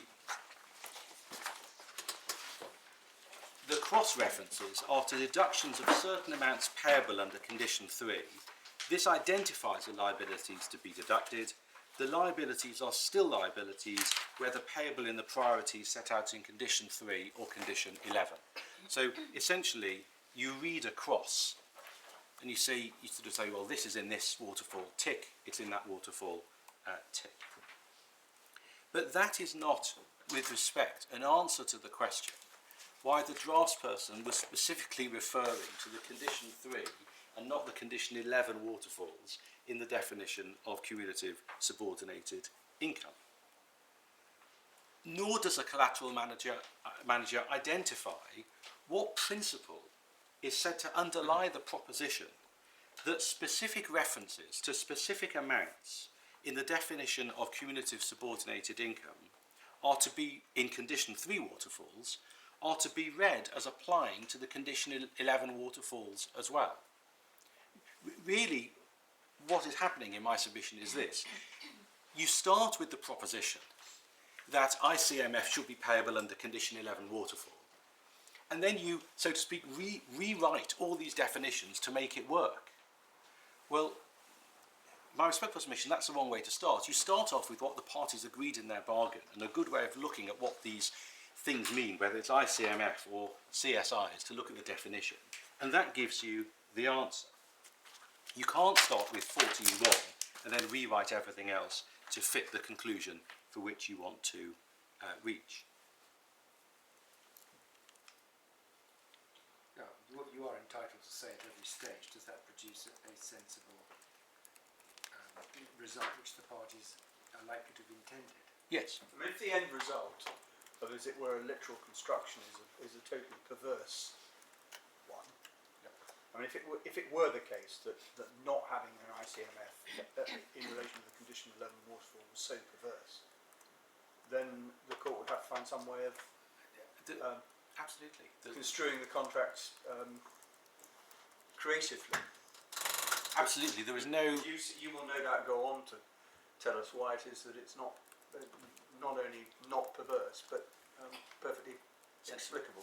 Yes, exactly. Well, Exactly. one of the problems with Rainy Sky is they don't use the language. Lord Clive's use language are utterly perverse. He talks about what is the better business interpretation.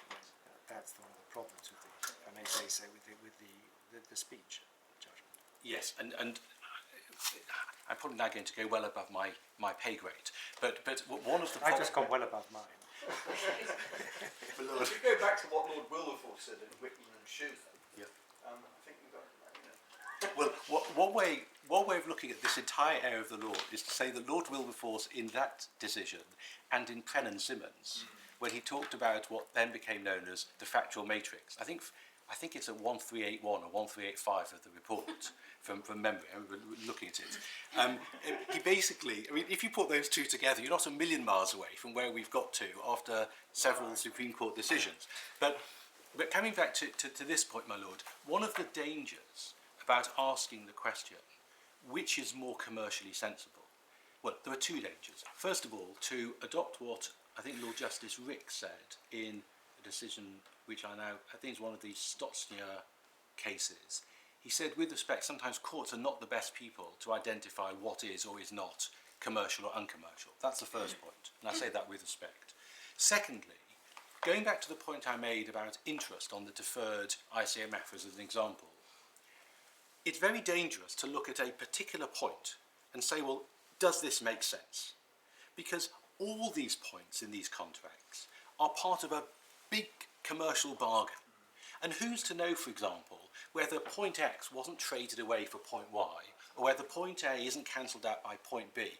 And the court, even in this case, and we're straying here wider than we did in front of the Chancellor because we're now looking at CMTA, but we're still only looking at a fraction of the commercial points in these contracts. So the language of perversity, I accept, is not the language used in Rainy Sky.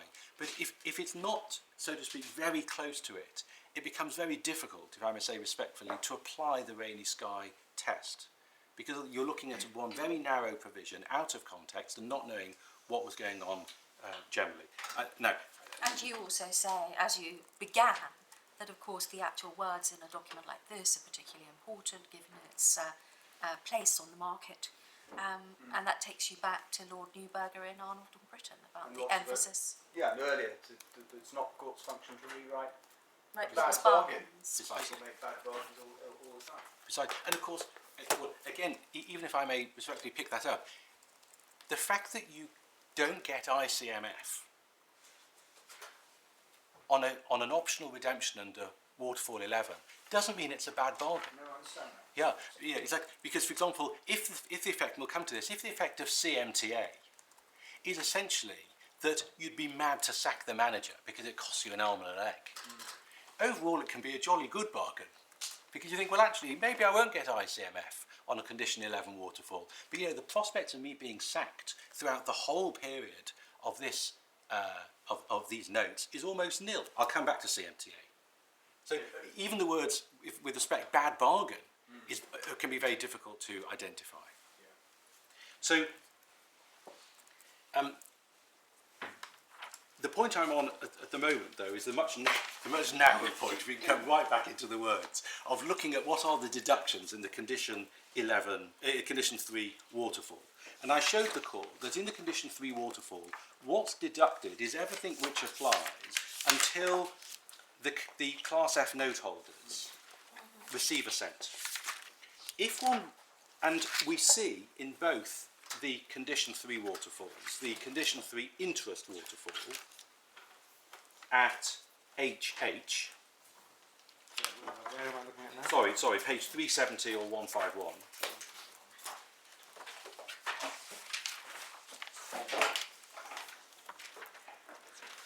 CMTA. And Condition AA in the principal waterfall, 374 or 155,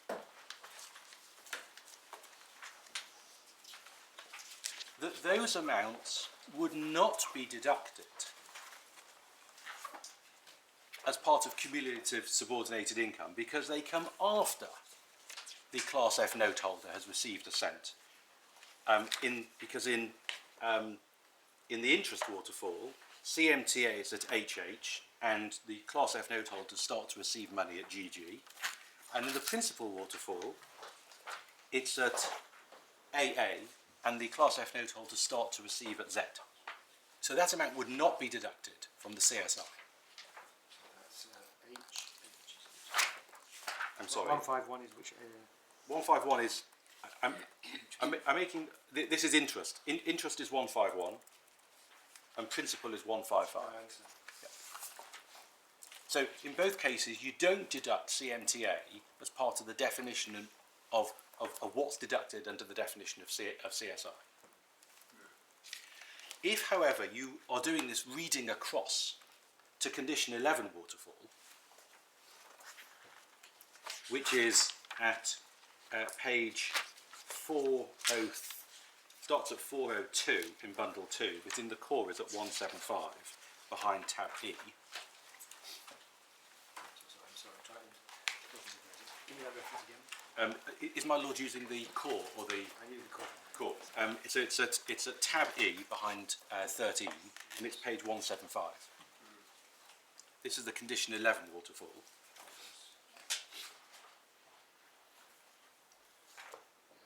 We see that it doesn't quite work, because if you were to adopt the same approach, that you deduct everything before the Class F noteholders receive a cent, you'd put the line above V. Above V V, on page 176. That's where Class F noteholders start to receive some money in the condition 11 waterfall.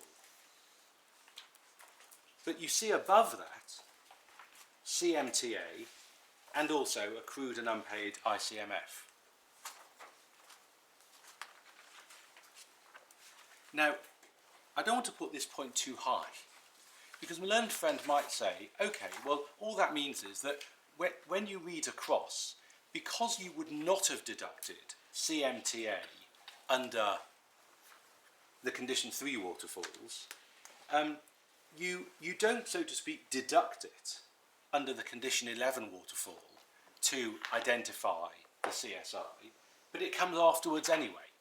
It still comes out, it comes out before the Class F noteholders get some money. My point is simply this: the condition 3 waterfall and the condition 11 waterfall are different. They're different in a number of respects, and this is one of the ways in which they're different: the placing of CMTA. And we'll come back to this in a number of other contexts as well. It's simply, unless you're going to rewrite, and it is a rewrite, it's not a reading over, unless you're going to rewrite these waterfalls, you simply can't make the definition of CSI work simply by saying, oh well, we'll just look at what's taken out of the condition 3 waterfalls and read it over to the condition 11 waterfall. Because what underlies the principle of what's deducted in the condition 3 waterfall is everything before the Class F noteholders receive €1. And if you apply that principle to the condition 11 waterfall, you get something different.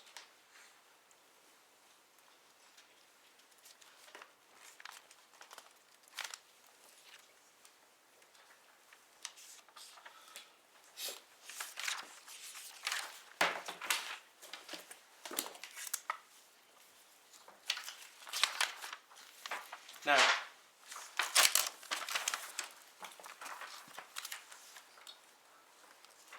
one of my learned friends... I'm sorry, and that's why Mr. Railton made the point in a much more general way, and said that what one does is just to focus on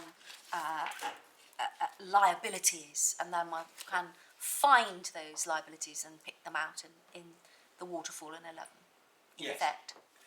Absolutely, and I don't say, so to speak, you can't do that exercise. In other words, you can do the exercise, as I say, of picking everything in the condition 3 waterfall and then ticking it off Finding them. in the condition 11 waterfall. You can do that, but let's not pretend that what you're doing, if you do that, is anything other than rewriting the condition 11 waterfall, because the condition 11 waterfall is not structured in the same way as a condition 3 waterfall. Picking them out. Precisely, exactly. It's cherry picking, if I can put it in a more tendentious way. You're doing a different conceptual exercise than the exercise which you're told to do under CSI definition. That exercise is deduct everything before the Class F noteholders get paid. And once you read that over to 11, you're doing a different exercise. I'm not saying you can't sort of do the maths. You can do the maths, but you're doing a different exercise, and that's important, and again shows the level of the rewriting and reorganisation of the parties' bargain, which has to be undertaken from learned friends' argument. Mr. I think Mr. Relton had a point about the definition of principal proceeds and interest proceeds.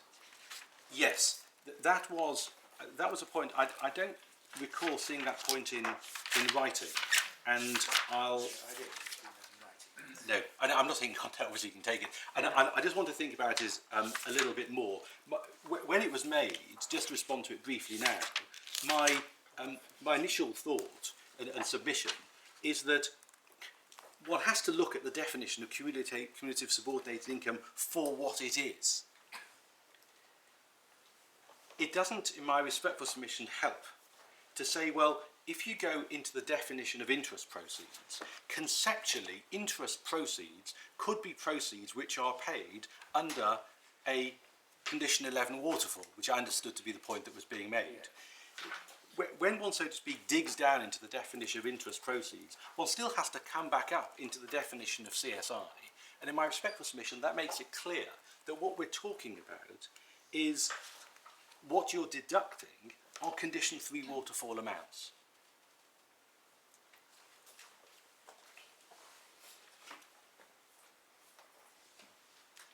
So I think what that comes to, because we've seen quite quickly at this point. I think what that comes to is that you're saying there's nothing I think what you're saying is that in a sense, in the context of CSI, the definition of interest proceeds and principal proceeds are neutral. Yes. That doesn't help either way. Because there's nothing within those definitions themselves that points to an inconsistency. The wording of CSI. the wording of the CSI definition Exactly. directs you to, Condition 3. because it's in brackets after the reference to Condition 3 B2 or whatever it is. B2 or C2? B2. Yeah. And then, sorry, 3C1. C1 and C2. C2. Yeah, exactly. So Exactly. the I think focus- that's the short point. There's nothing in those Inconsistent. definitions which is inconsistent with the ordinary language of CSI. Lord, yes. Right. And it's governed by the terms of the definition of CSI itself, rather than the tail wagging the dog. is what you're Precisely, saying. exactly. When I said you have to come back into the CSI definition, I was putting that point in a less clear way than my lady just put it. Now, I was making a point about the structure of the waterfall being different, and I was making that point in the context of the deductions you make for CSI. But the different structure of the waterfall is important in other contexts too. And can I take a moment to show the court the waterfalls in this context? I don't think we really focused on this point. The essential submission is that the Condition 3 waterfalls do something substantively different when it comes to ICMF than does the Condition 11 waterfall. In the Condition 3 waterfall, the way it works is this, and let me take the interest waterfall as an example, and we'll pick it up, if we may, at core 151 or 370 in the main contract. At GG,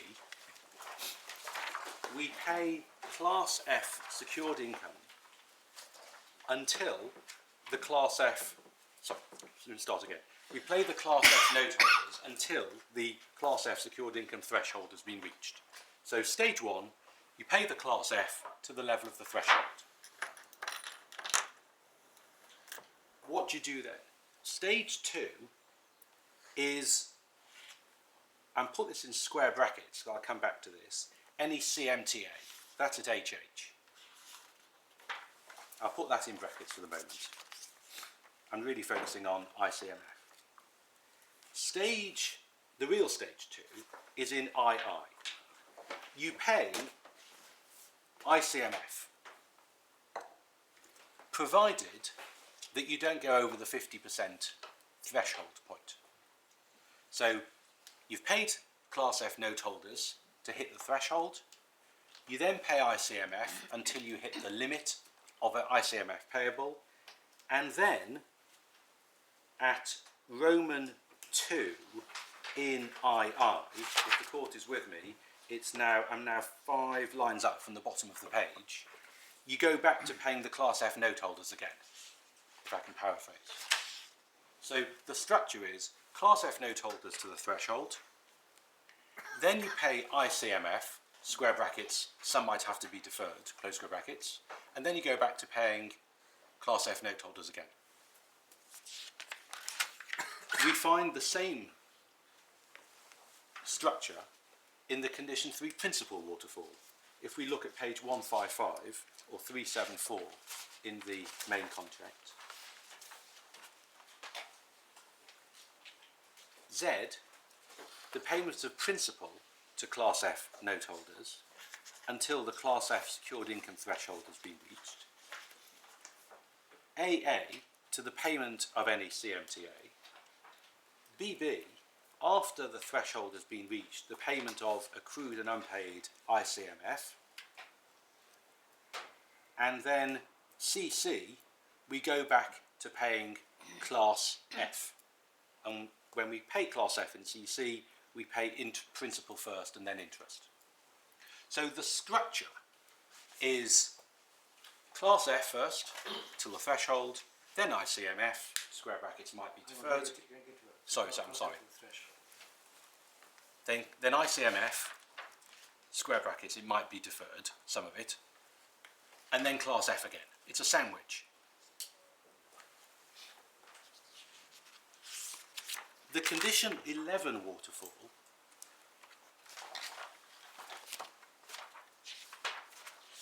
at tab 13E in the core, at page 176, or 403 in bundle 2,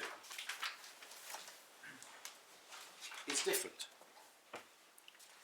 There is no careful structure of paying Class F noteholders to the threshold and only then ICMF. In fact, there's no reference to the threshold at all. What happens in 11 is that at T you have any CMTA, at U accrued and unpaid ICMF, V redeeming Class F notes in full, and then W any interest on ICMF notes.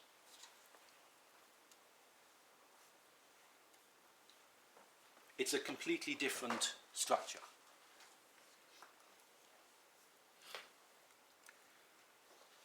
So if we are running the condition 11 waterfall on a redemption date, how on the Collateral Manager's case can you pay an additional ICMF in that waterfall? How do you ascertain whether the threshold has been met? Because on the agreed facts of this case, when you operate the condition 11 waterfall in this case, and you pay A, B, C, D, E, F, G, etc., etc., etc., R, S, T, well, there's no T, there's no Collateral Manager termination amount, you then have U. And the question is, well, when you get to U, what's the threshold? When you get to U, the threshold has not been reached. The IRR is 7.58 because the Class F noteholders haven't received a cent yet. And it's common ground, indeed it's why we're here, that the threshold was only reached as a result of the payment of principal to Class F noteholders on the redemption date. So when you're operating the condition 11 waterfall on the redemption date, you go A, B, C, D, etc., you get to U, and you say, well, has the threshold been reached? Answer, no. There's no ICMF. And then what happens? You then pay V, you pay the Class F noteholders principal, and I'll assume for the next point in my submission that I'm wrong on the interest point and that principal payment generates an ICMF. Of course, the court knows that's not my submission and it doesn't work anyway, it's only interest. But even if I'm wrong about that, you pay the principal to the Class F noteholders, and that, on the learned friend's case, takes you above 10. Well, I mean, then what? You then go back and say, well, actually, just a minute, I need now to go back to you. So if I can just put this in my own sort of simpler language, as I see it. I think what you're saying, as I understand it, is in the condition 3 waterfalls, whether for interest or for capital, doesn't matter. The order of priority indicates the stage when the SIT has been reached and tells you specifically what to do when it has been reached. That affects your order of priorities. When you look at the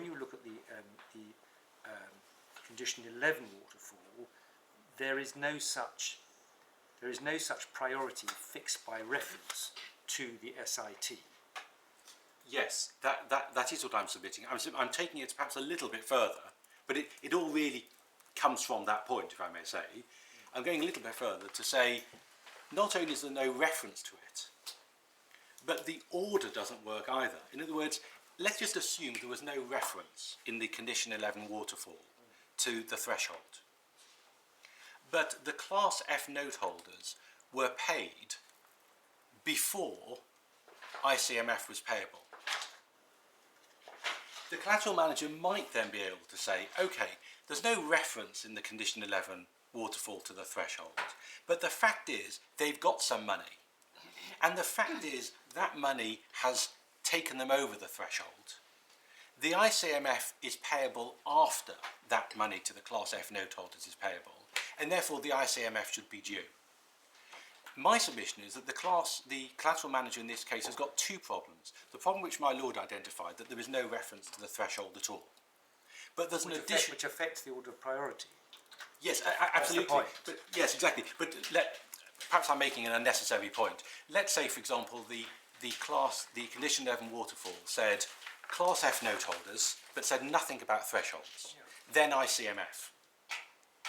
I would have it doesn't refer to the threshold point. But I've got 2 points, my lord. I've got it doesn't refer to the threshold point, and I've also got the point that in the condition 11 waterfall, the order is the other way around, that the ICMF is paid before the Class F noteholders. And therefore, if you're relying on what's paid on the redemption date under the condition 11 waterfall itself to trigger the threshold, putting to one side that the threshold isn't mentioned, if you're relying on that payment to trigger the threshold, you've already passed the point of paying ICMF before the threshold is triggered. So to go back to look at it in waterfall terms, when you're running the waterfall, when you get to U, the threshold has not been triggered. You get to U and you can't pay it. There's You nothing- get to V and What do you then do? and the water perhaps level has come up, and then you have to say, oh, and now I'm going to pop back to U. Precisely. That's your Exactly. So there were two points. It's not But just that's also a reason, is it not, why you say that U is referring to outstanding ICMF and not new ICMF. Because really, if you get as it were, build in new ICMF, you'd have to insert between V and W a new VV or W and make the other one X or whatever, which said after redemption in full, payment of ICMF. precisely. But even that doesn't really work, does it? Because none of that's defined by reference to the SIT or anything else. We're only in this world, in my respectful submission, if we start ignoring the definitions. But let us assume we are in this world. My lord's point is the point I was going to come to now, and there are 2 points. First of all, let me take my lord's point first. one could say, well, why do we have ICMF in Waterfall 11 at all? If on my case, you don't generate an additional ICMF when you run the Condition 11 Waterfall, what's it doing there at you? And the answer is, you're not generating an additional ICMF.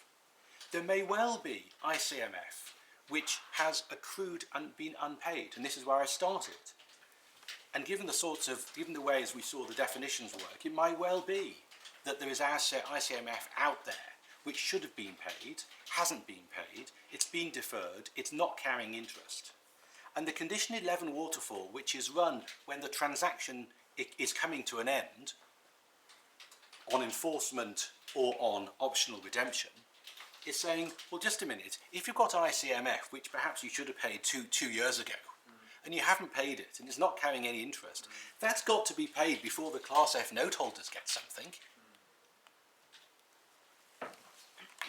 So, Otherwise the deferment was worth nothing. I beg your pardon? Otherwise the deferment was worth nothing. Precisely, exactly. It's deferred, and then there's nothing to pay it out of. Exactly. And this is there are therefore 2 points here. First of all, this explains why you have ICMF in the Condition 11 Waterfall, because there can be accrued and unpaid ICMF out there. And it also explains the position point. This explains why ICMF is there before Class F.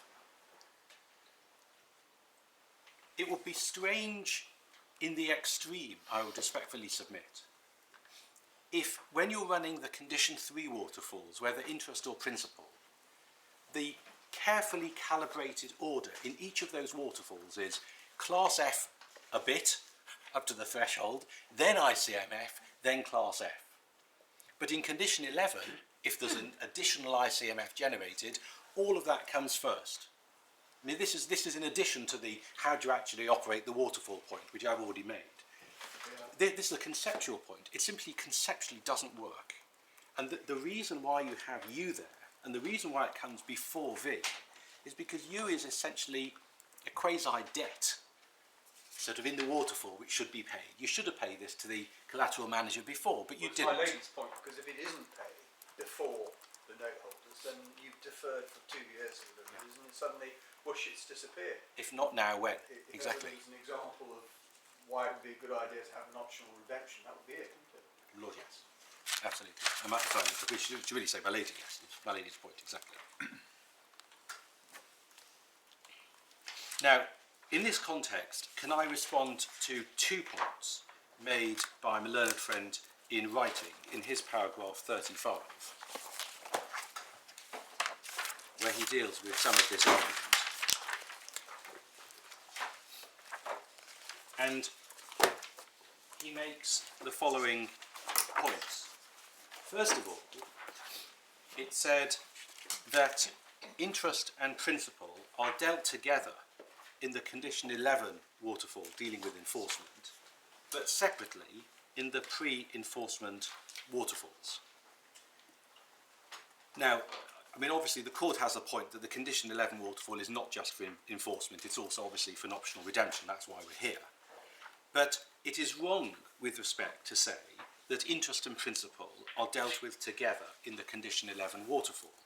And we can see that if we go back to the Condition 11 waterfall itself. Indeed, my learned friend pointed at a couple of these provisions, albeit in a different context. If we go back to the Condition 11 waterfall at tab E, on page 176 or 403, when we look at, for example, what's paid to the Class B note holders, interest and principal are dealt with separately. Same for the C and the D. Now, one might say, what difference does it make? In other words, if there's not enough to pay the Bs in full, what difference does it make to the Cs, whether what the Bs have got is, so to speak, 100% of interest and a bit of principal, or vice versa? I mean, it doesn't make any difference to them. They're not going to get anything anyway. Whether there are or not tax consequences for the B note holders is a different question. But the point is that even in the Condition 11 waterfall, the draftsperson has still got the distinction between what is interest and what is principal firmly in mind. And this is an enforcement waterfall.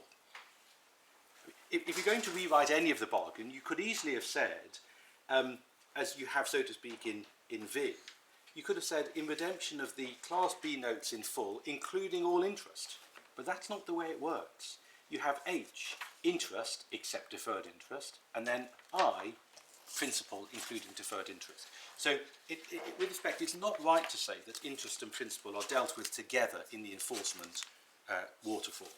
And that's why, this is a reason why the point I've just made is a bad point, it's said. The second point made in paragraph 35 is, this is at the end, is the reason why you have these differences between condition 3 and condition 11 waterfalls. It says is to reinforce the priority of senior note holders by ensuring that when the condition 11 waterfall applies, there is no leakage of assets to junior note holders at the expense of more senior note holders. With respect, I do not understand that point. I do not understand why there is more or less risk of, quotes, leakage, quotes, in either waterfall. The waterfalls are priorities of payment. If they are operated in accordance with their terms, there is no, quotes, leakage. It's just what the parties have agreed. And what we see is that the parties have agreed carefully constructed but different waterfalls in condition 3 and condition 11. So I started on all of this with my definition of with the definition of CSR, and we respectfully submit that the collateral manager has no good answer to the points which arise out of the definition of ICMF and in particular CSI, and that they lead to complete rewritings of the rest of the bargain. Now, my lords and my lady, I was now going to come to the next point. Now, I was going to take the interest or principal point, i.e. sort of main issue 2 on the appeal. I was going to say something about that now, and then I was going to come back to some of the other points, the condition 7, how the machinery works point, the CMTA, the condition 6 point. I don't think I'm going to finish the interest and principal point, but I'm in the court's hands as to whether I should use the 7 minutes. Carry on to the time. I'll carry on. So let me start with the interest or principal point. This takes us back to the definition of ICMF at tab 13, A, page 140 and page 697 in the main bundle. And we're looking at the words, provided that, brackets, after taking account of the interest to be paid to the Class F secured income note holders on that payment date, those brackets, the threshold shall have been reached. That's what this point turns on. And as I've explained, the relevance of this point commercially is that the entire income which flowed out to us was principal and not interest. My learned friend uses the word surplus, but everything that we got was principal and not interest. And our submission is essentially that the words after taking account of the interest to be paid to the Class F note holders on the payment date mean just that, after taking account of the interest. My learned friend has to say, well, although it says interest, it also includes principal. And that the word interest is used for clarity. It is a strange form of drafting that if you in fact mean A and B, you only say A for clarity. The much better conclusion is that if you could have said A and B, but you chose only to say A, you only meant A. Now, when my learned friend was looking at the waterfall, the condition 3 principal, the condition 3 interest waterfall,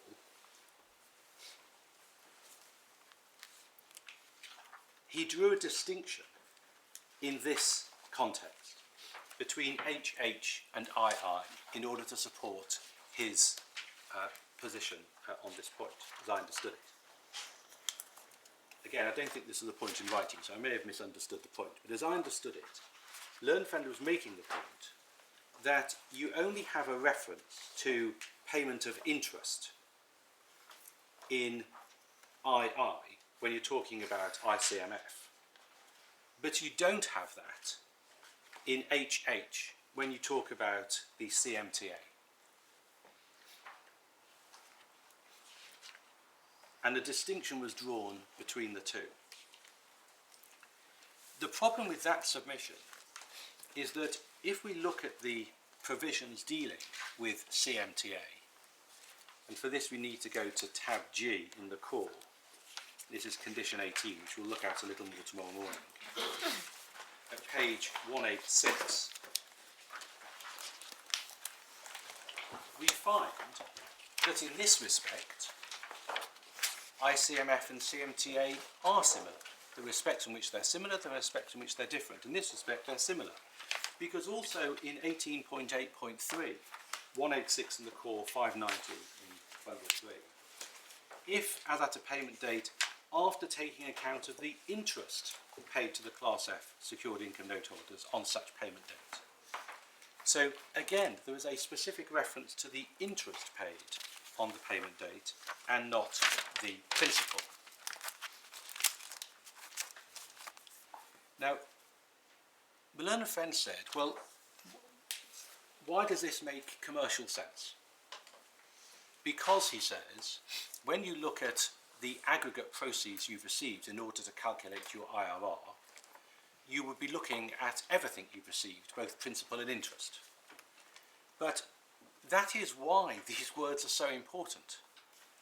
Conceptually, if you're standing on a payment date, and let's put to one side it's a redemption date, doesn't make any difference. You're on a payment date, and you're asking the question, has a threshold been received? Should I be paying ICMF today? Conceptually, there would be 4 things you could do. You might say, well, when I'm calculating whether I've hit my 10% IRR, I'm going to ignore everything I've received today. In other words, the collateral manager will get his ICMF if I've received a 10% IRR, ignoring everything I've got today. Makes commercial sense. You might say it would make commercial sense, another possible commercial bargain would be to say, taking account of everything I've received today, both interest and principal, have I received my 10% IRR? It would be possible, but commercially odd, I accept, to say I will only take account of principal I've received today. And the reason for that, I'm afraid, is something which I'll need to deal with a little bit more tomorrow, which is the way this transaction and these transactions work from the position of the equity holders of notes, the Class F, is that you will expect to make nearly all your return from interest proceeds during the course of the transaction rather than repayment of principal. That's because, remember what we're dealing with here, the underlying assets are loans. Class F is sub-investment grade. It's 10% leveraged. 10 times leveraged. In other words, if you have a default of 10% in the bundle of loans which underlie all of this, the Class F equity is wiped out. And built into these structures is an expected default. I mean, these loans will default, some will default. That's the way, I mean, we can look at the transactions tomorrow. There is a built-in. So it would be odd, theoretically possible, but odd to say I will take into account principal only. But far from odd to say, when I'm calculating the ICMF, the threshold for the ICMF, I'll take account of everything I've received so far, both interest and principal, and also interest today. Not principal, because assets have had to be sold and I've got the proceeds today. Those proceeds, the principal proceeds, will come into play next quarter. Remember, they're not lost. If you don't take them into account going on a particular payment date, it's only because on that payment date you're only taking into account interest received. We can forget this point because the happenstance of this case is that we're dealing with the redemption date, and it's only the payments on that redemption date which get us above the 10% IRR. But if you had an earlier payment date, and until that payment date, the cumulative, what you'd received, largely by way of interest and a bit of principal, had taken you, say, to 9.8, and the interest received on that payment date took you to 10.2, then we agree the threshold has been reached. If you'd reached 9.8 and principal received on that payment date took you to 10.2, it wouldn't generate an ICMF on that payment date, but when you get to the next payment date, assuming that the IRR calculation still worked, there'd be a little bit more time. I'm not sure I really follow this. Sorry. Because I can see you're saying at the background to all of this is that these are the highest risk category Yes. of notes of equity, and there's going to be inevitably with these a degree of default in them, and I think you're building that into your submission about what you might be expected to be paid on any particular payment date. So what I think is the implication of what you're saying is, well, we don't know what it's going to do, what's going to happen in the future. It might default, and therefore we'll wait and see what happens. I think that's more or less what you're saying. That's not quite what I'm saying. What I'm saying is that in the context of these notes, conceptually you could say, when I'm calculating the threshold, I could take account of only what I've received before today and ignore everything I've received today. You might say, I'll take account of everything I receive, including everything I receive today. But what they actually agreed is that you take into account everything you received until now and the interest you've received today. Yes. But you seem to suggest that that's quite a logical thing to do, and somehow I mean, I thought you were prefacing this by saying there's a certain amount of default. Yes. Well, how you tie? I mean, the fact of the matter is, on that date, you have actually received both interest and capital. So what is the fact that these might be risky? Logically, has no connection to the reason why you wouldn't pay what you wouldn't get an incentive fee for what you actually delivered on that day. Well, I see my Lord's question to me. I think we might be slightly at cross purposes, and maybe I should. Maybe I'm being a bit slow. I'm sorry, but I'm just trying to understand. I mean, at the end of the day, the business argument, the overriding business argument, I'm sure there are lots of other ones swept up in what Mr. Eld had to say, but the overriding business argument is, look, this is what you've got. You've had all of this, and the incentive fee should be paid in terms of a performance incentive fee for everything that we've given to you. Yes. But, I mean, this goes, and your point is going to the heart of that issue, in a sense, by saying, well, there's nothing wrong or illogical about saying, well, you know, on the payment date you get interest, not you'll calculate the incentive fee by reference to interest received on that day by not capital, but you tied that in some way. That's where I sort of thought you tied it in some way to some preliminary observations about risk. Because what the manager is doing, if you're the Class F Noteholders, what you want the manager to do is to maximise the interest return. Remember, when we're talking about interest here, we don't mean interest in the normal sense of interest. What we mean is the excess that the bundle of loans which underpin all these notes have thrown up.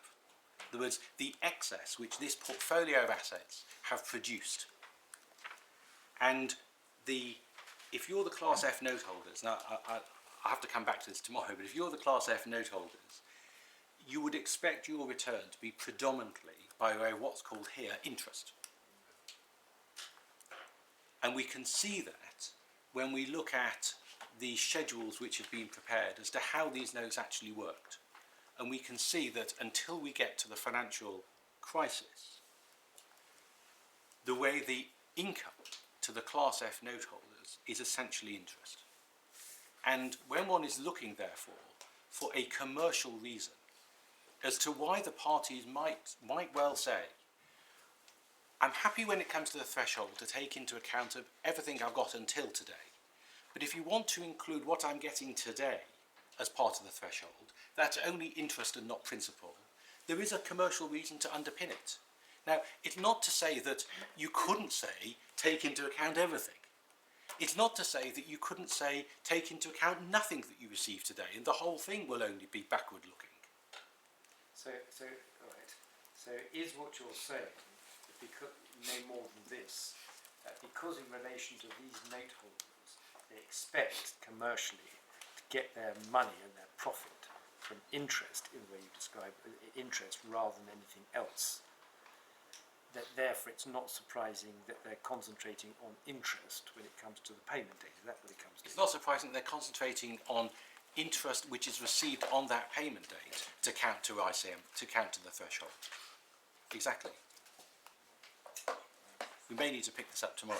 It's a delight which we can look forward to overnight. Anyway, thank you very much. So, yes, 10:30. All rise.